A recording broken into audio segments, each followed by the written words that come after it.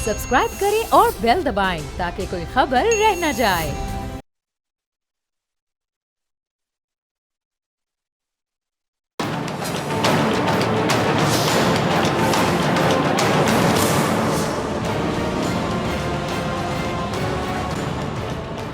अस्सलामुअलैकुम, मैं हूं डॉक्टर फिजा खान और मैं हूं पाकिस्तान की रंग बदलती सियासत। साम सीढ़ी का वो खेल है कि जो लम्हों में पार भी लगा देता है और पांव तले सीढ़ी भी खींचकर पाताल में भी पहुंचा देता है।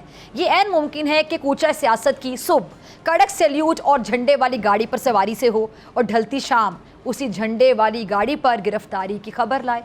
कुछ पता नहीं चलता कि आप जिस मंसूबे का फीता काटने जा रहे हैं, कल उसी मंसूबे के किसी खाते में पर्चा कटवा कर बैठे हों।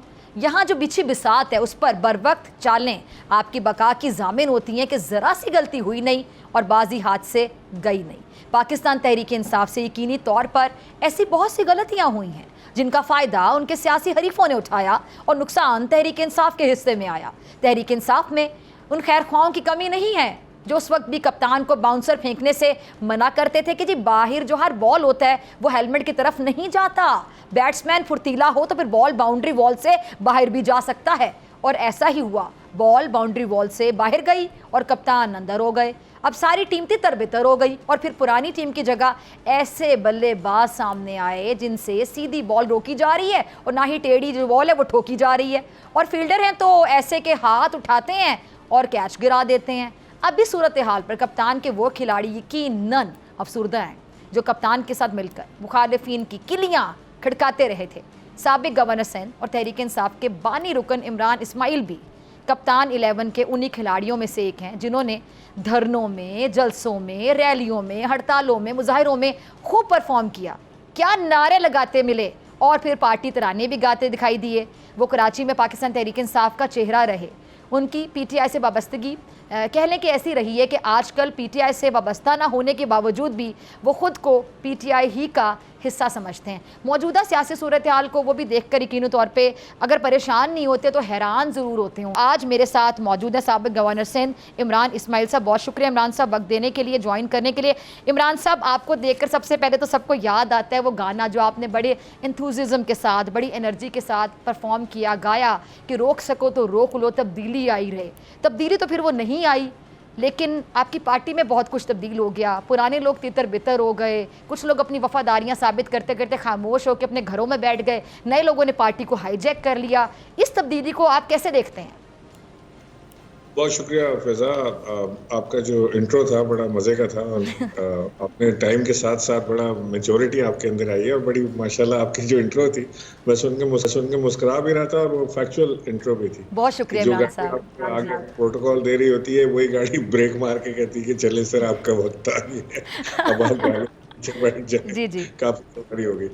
एनीवेज, वो इंटरेस्टिंग एक्सपीरियंसेस सारे किए हैं, जेल भी गए हैं और ऐवान इक़्तिदार में भी सैर की है।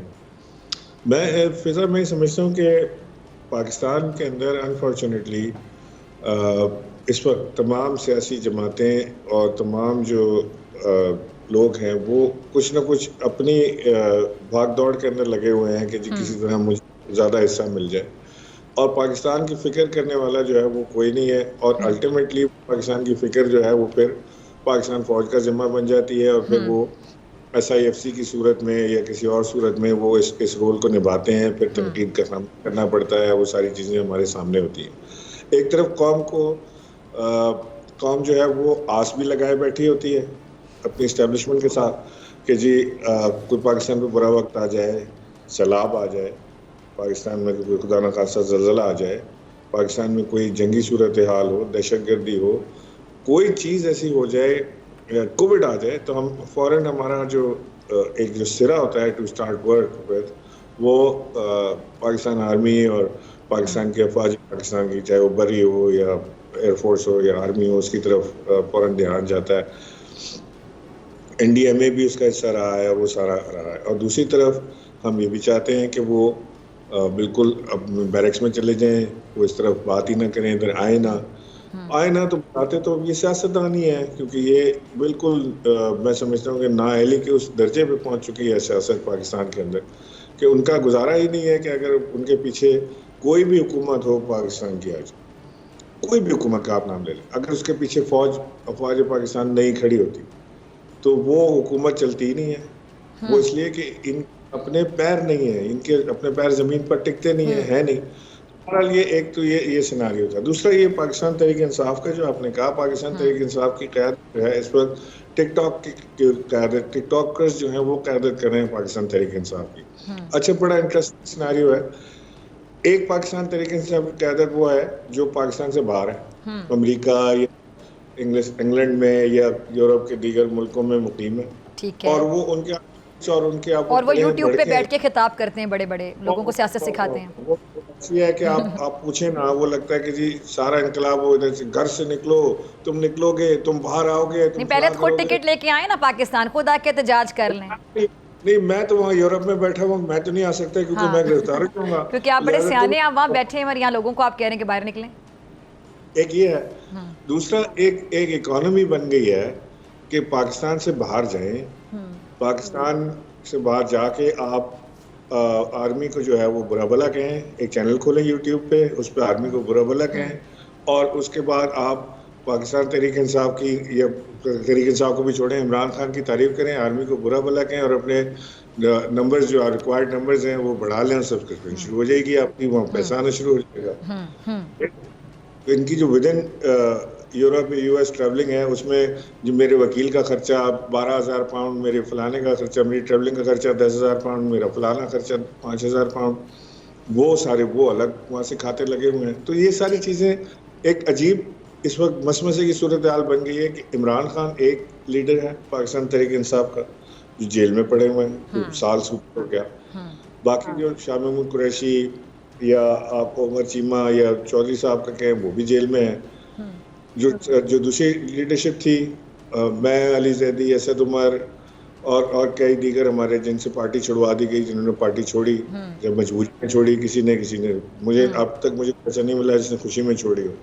वो लीडरशिप एक अलग है। और अब जो लीडरशिप आई है वो एक कमाल लीडरशिप ये है कि वो ये भी बड़ी बड़ी तकरीरें भड़कें आप इनकी देखें तो लगता है कि पता नहीं इन्होंने ज़मीन आसमान एक कर देना है, इन्होंने लोगों को क्या से क्या कर देना है, इन्होंने पाकिस्तान कल बदल जाएगा और परसों, और लोगों को आवाज़ देकर और खुद गायब हो जाते हैं।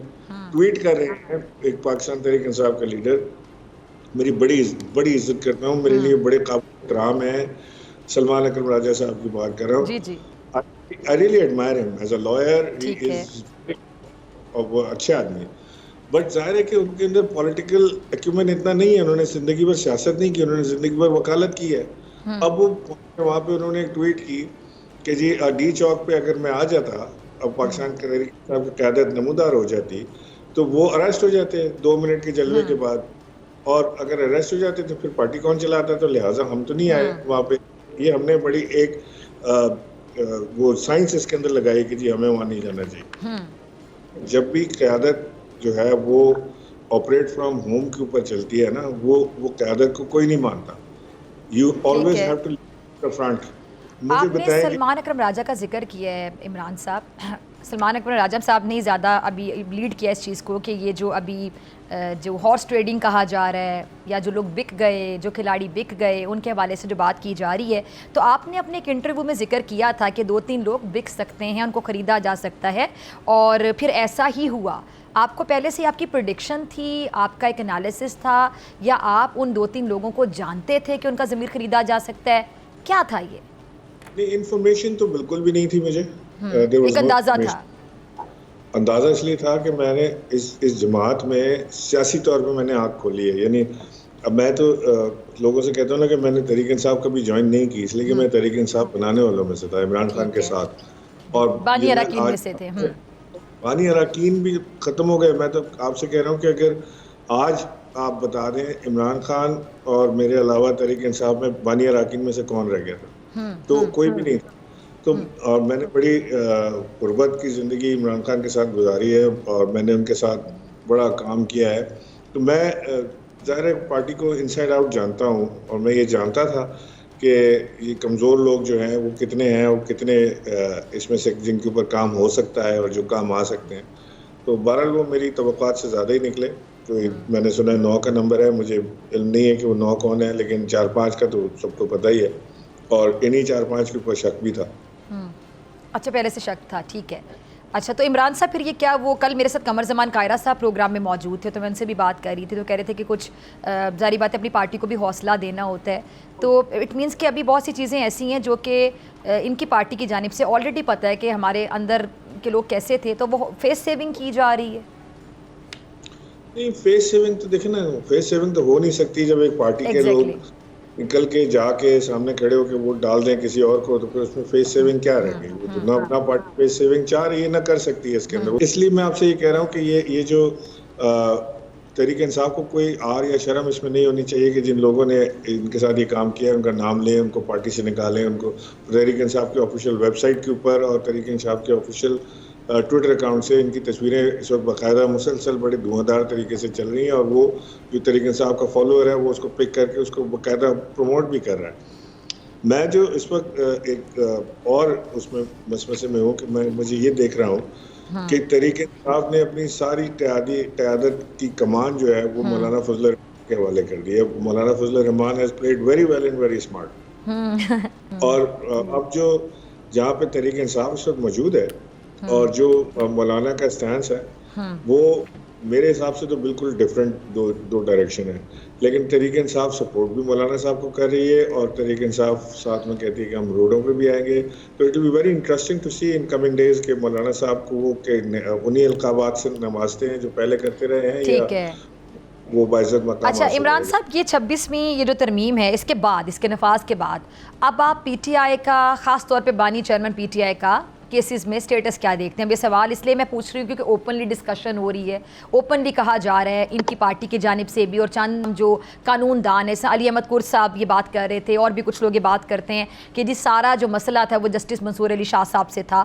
तो अब ये आप बानी चेयरमैन पीटीआई के जो केसेस हैं उनमें कुछ चेंज देखते हैं सूरत हाल में? आगे जाके जो फैसले होंगे क्या इससे फैसले भी मुतासिर होंगे? दूसरी बात ये कि ऑलरेडी जो जजेस थे, चीफ जस्टिस साहिबान थे, ये तुम्हारा फेवरेट ये उसका फेवरेट, वो मुतनाज़े हो चुके थे। अभी अल्लाह जानता है उनके दिलों में क्या था। तो इस तरमीम के बाद तो ये सिलसिला रुक जाना चाहिए तनकीद का, लेकिन अभी से जो नया चीफ जस्टिस होगा उसको भी मुतनाज़े बनाने का सिलसिला तूल पकड़ चुका है, तो फिर रुके कहाँ पे हम?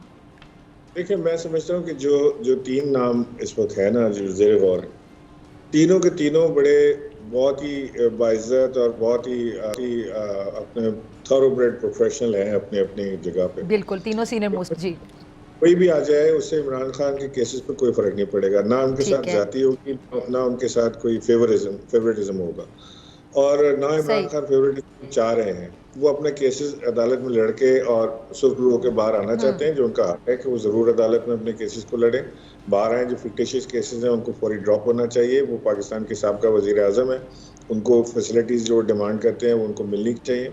तो मैं तो इस फेवर में हूँ कि उनको एक फेयर ट्रायल की सूरत में उनको मिलना चाहिए, और जो भी जज आएगा तीनों में से, मुझे ज़ाती तौर पर मुझे ये उम्मीद है कि वो इमरान साहब ठीक है, नहीं करेंगे। कुछ दिन पहले फवाद चौधरी साहब मेरे साथ प्रोग्राम में मौजूद थे इस्लामाबाद स्टूडियोज़ में, और उनसे मैंने पूछा कि आप पीटीआई में हैं या नहीं हैं। मैंने कहा मैं आपका तारुफ क्या करवाऊँ, तो उन्होंने कहा मैं बिल्कुल पीटीआई में हूँ, और जब तक बानी चेयरमैन खुद नहीं कह देते कि मैं नहीं हूँ तो कोई यकीन ना करे। बड़े कॉन्फिडेंस से फवाद साहब ने बात कही, और मुझे उनकी आंखों में एक नमी नज़र आई। मेरे सामने बैठे हुए थे, ज़ाहिर बात है पुराने लोगों में से थे, पहले ठीक है दूसरी पार्टियों में रहे, उसके बाद पीटीआई ज्वाइन किया, लेकिन काफ़ी देर से साथ थे।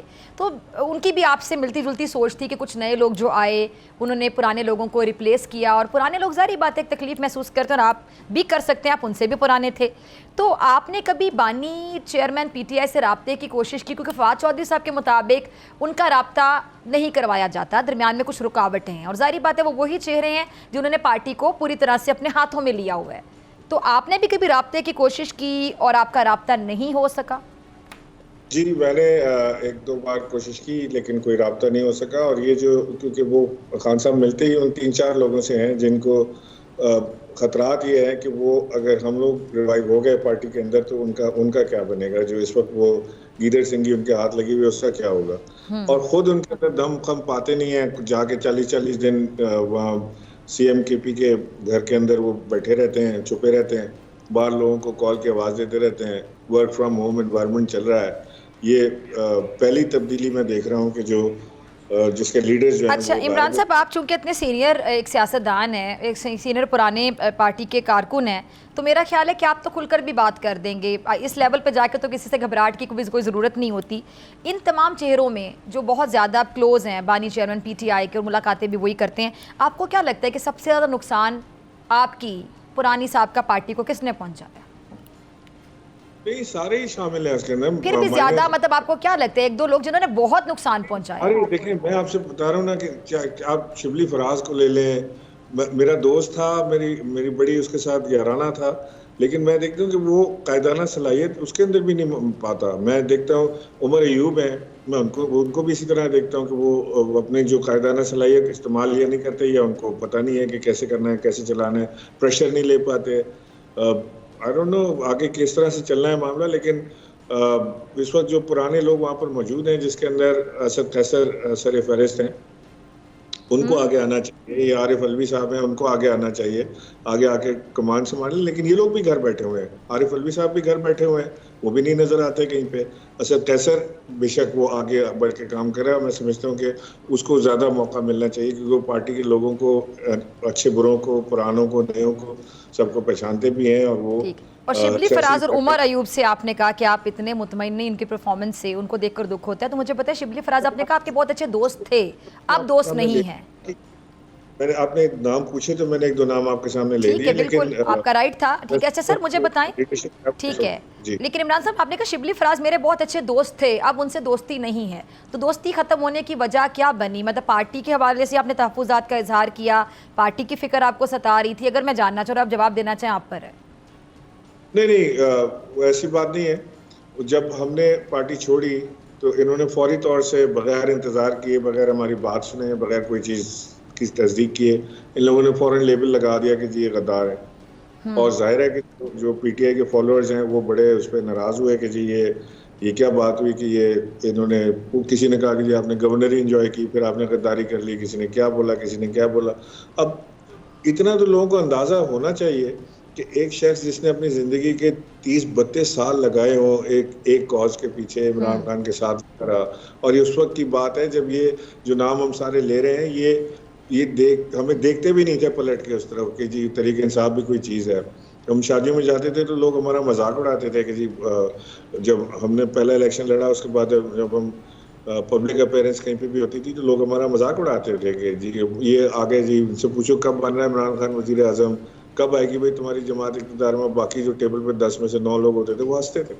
तो हमने बड़ा टफ टाइम गुजारा है। हमने नवाज शरीफ के ज़माने में भी जेलें काटी हैं, हमने मारे खाई हैं रोडों पे, हमने बैनर्स अपने हाथों से लगाए हैं, हमने मतलब स्क्रैच से हमने काम शुरू किया और हम यहाँ तक पहुँचे।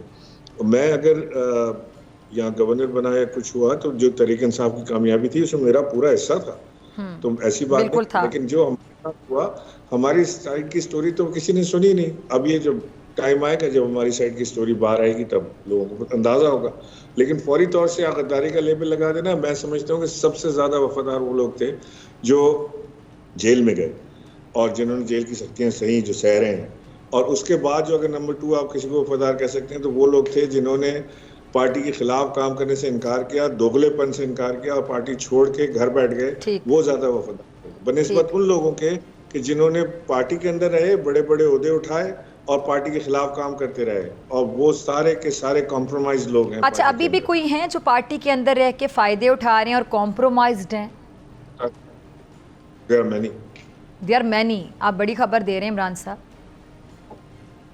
बहुत सारे हैं, और ये बात मेरा ख्याल है अब तो इमरान खान के ऊपर भी आया होगी कि कौन कौन क्या काम कर रहा है, कौन अपने फायदे के लिए किधर किधर मिला हुआ।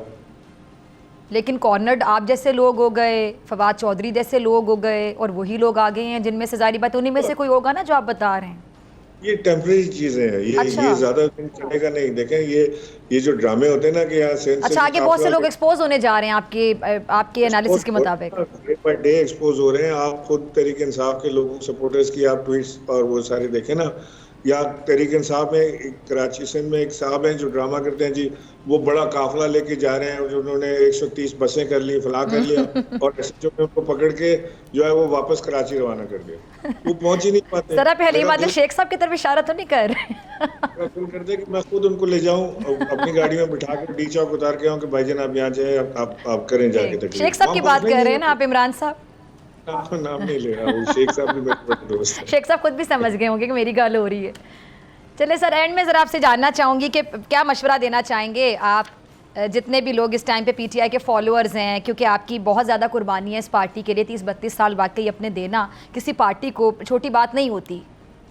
देखिए, मैं एक चीज़ बिल्कुल वाज़ेह तौर से ये अपने तकरीबन साहब के दोस्तों को पैगाम देना चाहता हूँ कि ज़रा खुले जहन के साथ इस बात को सुनें। ये रोज़ के अलल टप जो आप जलसे जुलूस रैली का ऐलान करते हैं ना, इनसे कुछ भी नहीं होता। अगर आपने हकीकी तौर पे कोई मूवमेंट चलानी है, नंबर 1 तो आप बड़ा स्ट्रॉन्ग जो खान साहब के जो केसेस पेंडिंग हैं उनको फॉलो करें और उनकी जल्द तारीखें लगवाएं अर्जेंट बेसिस के ऊपर और वहाँ सुनवाई करें। नंबर 2, पाकिस्तान तहरीक इंसाफ को सियासी जमातों के साथ मिलकर बैठना पड़ेगा, उनके साथ उनको जो अपोजिशन में उनके साथ अलायंस करना पड़ेगा और जो हुकूमती जमातें हैं उनके साथ भी गुफ्तगू नेगोशिएशन का आगाज़ करना पड़ेगा। सियासी जमातें, सियासी लोगों से ही बात किया करते हैं और वहीं से रास्ता निकलता है। मेरा तो ये मशवरा है कि जी बड़ा इस वक्त संजीदा सियासत की ज़रूरत है। तहरीक इंसाफ में संजीदा सियासत आ गया है और संजीदा सियासत को आगे लेके चलें। शाह महमूद कुरैशी एक ऐसे शख्स हैं जो संजीदगी से इस सियासत को आगे लेकर जा सकते हैं और मसले का हल निकालने में मददगार। ठीक है जी, हम भी आगे चलते हैं, ब्रेक पे जाना। आपका शुक्रिया अदा करना है, बहुत शुक्रिया इमरान इस्माइल साहब। नाज़रीन, आपसे मुलाकात होगी ब्रेक के बाद।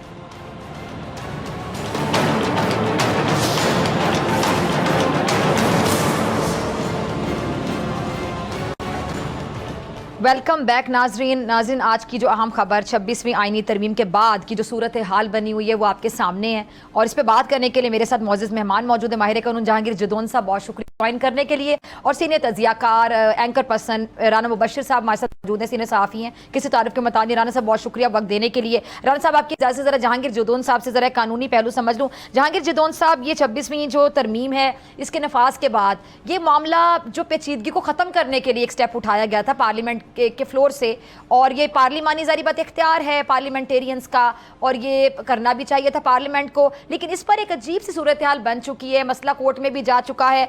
अब ये मसला आगे आप कहाँ तक जाता देखते हैं? सुना है कि वकला तहरीक भी होगी। देखिए, मेरे ख्याल में, मेरी ज़ाती में 26वीं आनी तरमीम मसले हल करने के बजाय बहुत ज़्यादा मसाइल पैदा कर देगी। अभी अगले हफ्ते में देखेंगे आप कि दिन ब दिन मसाइल जो है वो बढ़ते जाएंगे, अदालतों के अंदर भी, बाहर के अंदर भी। उसकी बहुत सारी वजूहत हैं, मैं एक एक करके आपको बता सकता हूँ।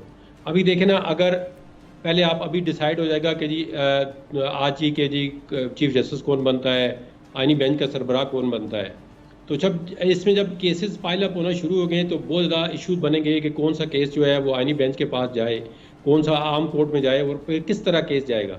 क्योंकि मसले मसाइल जब आते हैं, जब ऑपरेशनल होता है एक अमेंडमेंट, तो उसके बाद पता चलते हैं। अब हाई कोर्ट में देखिए, उन्होंने कहा जी हाई कोर्ट्स के अंदर भी अगर सूबे की असम्बली बनाना चाहे तो कॉन्स्टिट्यूशन बेंच बना सकती है, रेजोल्यूशन 51% अगर।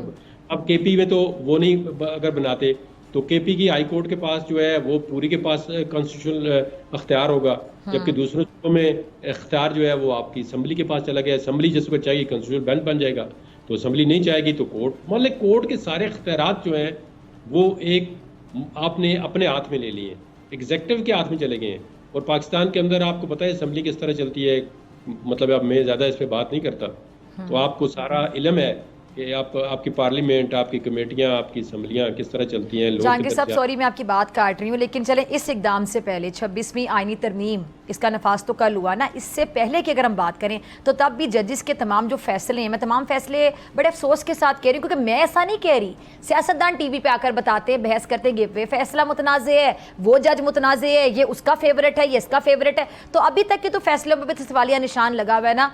ये मैं नहीं कह रही, मैं दोबारा कह रही, मैं अदलिया का बड़ा एहतराम करती हूँ, जस्टिस साहिबान का भी करती हूँ, लेकिन सियासतदान आके बताते हैं। नहीं, जो सियासतदान आके बताते हैं, आप उनसे क्वेश्चन ये करें कि आप अपने केस क्यों लेके जाते हैं अदालतों के अंदर। ये सबसे पहले देखें ना, खराबी इनके अंदर है ना। अब जब chief justice Islamabad high court थे अतर मिल्ला, तो उनके जब वो उनके पास पिटीशन जाती थी वो हाथ जोड़ते थे कि यार खुदा के लिए पार्लियामेंट के ले जाओ, मेरा काम नहीं है ये। तो सर अब तो उन्होंने पार्लियामेंट को मजबूत साबित कर दिया ना, आपके वाले सवाल का जवाब फिर वो आगे से ये देंगे। देखिए ना, आप पहले की बात कर रही हैं, वो कहते हैं जी इसमें कोई शक नहीं है कि क्वेश्चन मार्क है, जुडिशरी ने सारे फैसले ठीक दे दिए, नंबर ऑफ मेरी भी लेकिन अब तो उन्होंने बताया ना कि पार्लियामेंट मजबूत है। नहीं, पार्लियामेंट खुद ही पार्लियामेंटेरियन मजबूत नहीं कर जाते तो किस तरह पार्लियामेंट मजबूत है। राना मुबशिर साहब को शामिल गुफ्तगू करते हैं, आपकी तरफ मैं दोबारा आती हूँ। राना मुबशिर साहब, आप पूरी सूरत हाल को कैसे देखते हैं? अब सादिक संजरानी वाला मामला आपको याद होगा, तब पीटीआई की हुकूमत थी। अभी तो सूरत हाल बनी हुई आपके सामने है कि इन लोगों का ज़मीर खरीद दिया गया। हॉर्स ट्रेडिंग की बातें हम अक्सर सुनते हैं, इस बार भी की जा रही हैं। तो क्या ये रोटी को चोची कहते हैं जिनके ज़मीर अगर खरीदे जाते हैं? अगर देखिए, उसमें मल्टीपल फैक्टर्स हैं and to be very honest reality check ये है कि कुछ पॉलिटिशियंस जो हैं उनको हीट फेस करनी पड़ती है और वो हीट जो फेस करनी पड़ती है उन्हें वो बर्दाश्त नहीं कर सकते एज अ पॉलिटिकल लीडर या एज अ पॉलिटिशियन या एज अ पॉलिटिकल वर्कर, वो बर्दाश्त नहीं कर सकते। तो वो सरेंडर कर जाते हैं और वो कहते हैं जी ठीक है, जैसे भी कहते हैं आप हम लोग कर देते हैं। दूसरी साइड पे कुछ ऐसे भी लोग हैं मौजूद जो कि कहते हैं जनाब के जो कि ड्रामा क्रिएट करते हैं, जो ड्रामा है वो क्रिएट करते हैं और कहते हैं जनाब हमारे साथ भी ऐसा हुआ है, हालांकि उनके साथ ऐसा कुछ नहीं हुआ होता, लेकिन वो क्रिएट करते हैं ड्रामा और अपने आप को उस पोजीशन में ले आते हैं कि कल को अगर उनको फेस सेविंग के लिए अगर सामने बानी पीटीआई के सामने हाजिर भी होना पड़े तो वो कहें जी हमारे साथ ये ज्यादती हुई थी, इसलिए हम जनाब प्रेशर में आ गए थे और इसलिए हमें ये काम करना पड़ा या हमें फेवर में वोट देना पड़ा। तो इसमें दो कैटेगरीज है। अच्छा, एक अब आगे मसला ये है कि ठीक है आपने पार्लियामेंट को मजबूत कर दिया, पार्लियामेंट ने अपना बता दिया, अपना सब कुछ बता दिया कि जनाब हम एग्जिस्ट करते हैं और हमारे बगैर जनाब जुडिशरी नहीं चल सकती, ठीक है। लेकिन सवाल ये है कि जब ऑपरेशनल बात हो रही थी ना, ये दुनून साहब जो बात कर रहे हैं ऑपरेशनल सिलसिले जो होते हैं अदालतों के, उनकी बात कर रहे हैं, बात सही है। ऑपरेशनल जो सिलसिले होते हैं दोज आर डिफरेंट, ठीक है। जब ऑपरेशनल होगी ये सारी चीजें तो उसमें टीदिंग प्रॉब्लम्स आएंगी। तो जो टीदिंग प्रॉब्लम्स हैं उनको कैसे एड्रेस किया जाएगा, नंबर 1। नंबर 2, सूबे जो है वो उसको कैसे टैकल करेंगे, कुछ कैसे किस तरीके से हैंडल करेंगे। So there are 2 things about it. तो टीदिंग प्रॉब्लम्स होंगी, जब टीदिंग प्रॉब्लम्स होंगी तो फिर अगला एक स्टेप आएगा जो शायद अभी लोग फोर्सी नहीं कर। अगला स्टेप ये होगा कि जनाब इसमें तरमीम आएंगी, ठीक है। इसी 26 अमेंडमेंट में, कॉन्स्टिट्यूशन अमेंडमेंट में तरमीम आएंगी और कुछ चीजें इसमें ऐड होंगी, ठीक है। वो अभी तौर पे शायद ऐड ना हो, शायद हो सकता है महीने डेढ़ बाद होनी शुरू हो जाए, लेकिन आएंगी, सब कुछ होगा। सो एडिशनल चीजें भी इसमें आएंगी और कुछ इसमें तरमीम भी होंगी। लेकिन ऑपरेशनल बनाने के लिए इसमें जो टीदिंग प्रॉब्लम्स हैं उनको एड्रेस करने के लिए कई चीजें इसमें एड्रेस करनी पड़ेगी, कई चीजें इसमें मॉडिफाई करनी पड़ेगी, कई चीजें इसको ठीक करनी पड़ेंगी और कई चीजें इसको इनमें से निकालनी पड़ेंगी, ठीक है। अच्छा राना साहब, आपने आपने ख्वाजा साहब की स्टेटमेंट सुनी, ख्वाजा आसिफ साहब की? उन्होंने बड़ी स्टेटमेंट ये दे दी। उन्होंने कहा जी सुप्रीम कोर्ट के 8 जजेस इमरान खान साहब को दोबारा इक़्तिदार में लाना चाहते थे। इस पे आपका तजिया क्या कहता है? ये ख्वाजा साहब कितनी बड़ी बात कर? ख्वाजा साहब जो है, ख्वाजा साहब की मैं बात, सारी जो बातें हैं ख्वाजा साहब की वो ठीक है, वो अपने लिहाज से अपनी पार्टी के एंगल से अपने पार्टी का केस प्लीड कर रहे होते हैं। सो वो उसमें ठीक है, अपने हिसाब से जो चल रहे होते हैं। लेकिन इतनी बड़ी बात अपने हिसाब से तो नहीं कही जा सकती राना साहब, ये बड़ी बात कर रहे हैं वो 8 जजेस, मतलब वो कह रहे हैं साहब मेरे लिए काबिल एहतराम है, लेकिन वो ठीक है अपनी पार्टी का केस जरूर प्लीड करे, लेकिन वो उसमें जो है ना बहुत सी चीजें ऐसी हैं जहाँ पे जो चीजें मेरे ख्याल में सामने नहीं लाई जाती, let me put it this way, जो सामने नहीं लाई जाती चीजें, वो उसमें बहुत सी चीजें हैं वो मेरे ख्याल में ऑन एयर कहने की उसमें जरूरत नहीं है। लेकिन द पॉइंट कि इस वक्त जो इश्यूज है वो है यहाँ पे, लेकिन सबसे बड़ा सवाल जिसका मैं जिक्र कर रहा था डॉक्टर साहबा, वो ये है कि ये कॉन्स्टिट्यूशनल अमेंडमेंट कब तक रहेगी? क्या ऐसा तो नहीं है कि कल को जनाब कोई और हुकूमत आए या कोई और हुकूमत पावर में आए जिसके पास मेजॉरिटी हो या मेजॉरिटी उसके पास आ जाए किसी ना किसी तरीके से, क्या वो इस कॉन्स्टिट्यूशनल अमेंडमेंट को जारी रखेगी या इसको वाइप आउट कर देगी? ये बहुत जरूरी है। क्या वाइप आउट हो जाएगी तो क्या वापस जो सारे इख्तियारात है जुडिशरी के पास चले जाएंगे? क्या मतलब कि वो ये सारी चीजें सोचने की हैं, ये हो भी सकता है। लेकिन ये तरमीम अगर देखा जाए तो भी सिटिंग गवर्नमेंट होगी, इसकी वो एग्जांपल नहीं होगी किस तरह जो ऑपोजिशन और नैब पर हमेशा तनकीद करती है, जब हुकूमत में आती है वही पार्टी तो नैब उसके लिए बेहतरीन होती है। देखिए नैब का, देखें ये बात बिल्कुल ठीक है आपकी, आपने एक बड़ा अच्छा एग्जाम्पल अभी दिया था संजरानी साहब का, ठीक है। संजरानी जो था उस वक्त जो हुआ, उस वक्त क्या हुआ, 14 वोट कैसे तोड़े गए? बिल्कुल ठीक कह रही हैं आप। जब जिसका भी हाथ पड़ता है ना, जो भी पावर में होता है, जिसका भी हाथ पड़ता है वो अपनी मर्जी से काम करता है, ठीक है, इसमें कोई दो राय नहीं है, इसमें कोई किसी को डिफेंड नहीं कर सकता, ठीक है। हाथ पड़ने की बात है, मगर हुकूमत में है, आपका हाथ पड़ रहा है, आप अपनी मर्जी से जो चीजें करवाना चाहते हैं करवा लेंगे। इसी तरह आज जो लोग हुकूमत में है, उनका हाथ पड़ रहा है, वो जो भी चीज करवाना चाहते हैं हो सकती है। इसमें कोई रॉकेट साइंस ही नहीं है, इसमें बहस ही नहीं। चलिए जहांगीर साहब से जरा एक कानूनी पहलू से, मैं जहांगीर जदौन साहब, किसका हाथ कहाँ तक पड़ता है इस बारे में बात हो रही है। वकला को हल्का नहीं लेना चाहिए, सीधी सी बात है। तो वकला तहरीक अगर चलती है, वकला अगर सड़कों पर आते हैं, तो फिर क्या देखते हैं आप? सीनियर माहिर कानून हैं आप, आपको क्या लगता है कि फिर ये तहरीक कहाँ जाके रुकेगी अगर ये शुरू हो जाए?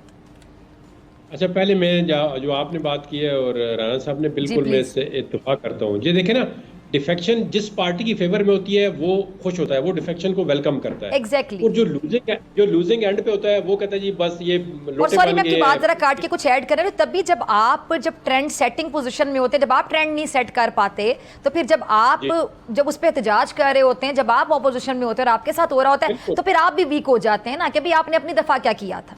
फिर वो कहते हैं मकाफात अमल हो रहा है। प्रिंसिपल अगर आपने आप प्रिंसिपल सेट करते हैं ना अपने टाइम में। एग्जैक्टली, बिल्कुल। सूलों पे अगर आपने चलना है, मेरिट पे चलना है, मेरिट तो 2018 में भी एक ही था और आज भी एक ही है। Exactly. जो लोग उस वक्त डिफेक्शन कहते थे, अभी ठीक है, अभी कहते हैं वो गलत है, तो उनको भी आपने उस पर माफी मांगनी चाहिए। राना साहब, आप कुछ ऐड करना चाहेंगे ये जहांगीर जदौन साहब के मशवरे पर? जी, इनका मशवरा बिल्कुल ठीक है। आप समझते हैं जदून साहब सारी बातों को, और जदून साहब बड़े पाए के यहाँ पे आई वुड से लॉयर है यहाँ पे, लेकिन मैं इस पे ऐड करूंगा, उसमें ये है कि सुप्रीम कोर्ट बार के इलेक्शंस आ रहे हैं, ठीक है, those elections are round the corner, ठीक है, उस पर भी बहुत सी चीजें डिसाइड होनी है, ठीक है, कि कौन किसका पलड़ा भारी होता है, कौन सा ग्रुप जो है वो मेक्स इट, ठीक है, तो उस पर भी पता चलेगा सामने कि क्या होने जा रहा है। तो उसको जब तक इलेक्शन नहीं होते और नहीं पता चलता कि कौन वहां पे कामयाबी हासिल करता है, उस वक्त तक थोड़ा सा मुश्किल हो जाएगा। एंड अगेन इश्यूज जो है बड़े वो जो उसके साथ कंपैरिजन नहीं किया जा सकता, जो पहले लॉयर्स की मूवमेंट थी उसके साथ कंपैरिजन नहीं किया जा सकेगा मेरे ख्याल में। मैंने एक मिनट, आप बड़ी हम बात कर रहे हैं, उसके साथ कंपैरिजन क्यों नहीं किया जा सकेगा? इस दफ़ा तो ये जितने भी दावे किए जा रहे हैं कि अभी से ऑफ द रिकॉर्ड भी आपकी मुलाकातें, गुफ्तगू होती होगी, बातचीत, तो वो कहते हैं जी अब वो उससे भी ज़्यादा धुआंधार हो सकता है। और मुझे तो याद है कि एतजाज़ हसन साहब इस तरमीम के से पहले की बात है, कुछ आई थिंक इन्हीं दिनों की बात है, प्रोग्राम में मेरे में कहकर गए कि अगर ये वकला तहरीक चलती है, जब इस पर बड़ी बहस हो रही थी, मौलाना साहब भी नहीं मान रहे थे, तो उन्होंने कहा कि ये तो अडियाला जेल का दरवाजा भी खोलने का सबब बन सकती है तहरीक। देखिए बिल्कुल, अगर क्योंकि पीटीआई वाले तो आपको पता है कि इस तहरीक में वकला का साथ देंगे। देखिए तहरीक अगर चलती है और वो कंटिन्यू रहती है, देखिए इस पे परसिस्टेंट रहना बहुत जरूरी होता है। वो जो तहरीक थी ना, उसमें एतजाज हसन साहब जनाब इफ्तिखार चौधरी साहब की गाड़ी चलाते रहते, ठीक है, और गाड़ी चला के वो दिनों में पहुंचे थे लाहौर, ठीक है, कई दिनों में, ठीक है। सो वो that was a different ball game all together, that was a different environment all together. और उसमें बहुत सी चीजें कपल अप हुई थी, उसमें बहुत सी चीजें ऐसी थी, बहुत से लोग पीछे शामिल थे उसके। ये मैं ये कह रहा हूँ, मैं लोगों सिर्फ लॉयर्स की बात नहीं कर रहा, उसके अलावा लोगों की बात करूँ, बहुत से लोग शामिल थे उसमें। इन दिस पर्टिकुलर केस अगर वो तहरीक चलती है, अगर चलती है, तो मेरे ख्याल में उसी तरीके से अगर उसके साथ कंपैरिजन किया जाए, इफ्तिखार चौधरी वाली तहरीक से उसका कंपैरिजन किया जाए, तो उसमें बहुत सी ऐसी चीजें हैं जो इस तहरीक में शायद शामिल ना हो, या इस तहरीक में शायद वो मौजूद ना हो, वो फैक्टर्स, वो एलिमेंट्स और वो किरदार इस तहरीक में शामिल ना हो। क्योंकि बाद में भी आप देख लें, यहाँ पे चौधरी साहब जो है, यहाँ पे एतजाज हसन साहब बाद में रिग्रेट करते रहे, कई दफा रिग्रेट किया उन्होंने कि वो जो कुछ भी हुआ लॉयर्स तहरीक में, उसका आउटकम जो निकला वो शायद जो एक्सपेक्ट कर रहे थे वो नहीं था। ठीक है जी, बहुत शुक्रिया दोनों मेहमानों का। और इसी के साथ मुझे दीजिए इजाज़त होगी इंशाल्लाह कल सेम टाइम सेम चैनल। अगर ज़िंदगी ने वफा की, दुआओं में याद रखिएगा, अपना बहुत ख्याल रखिएगा। अल्लाह ने के बाद।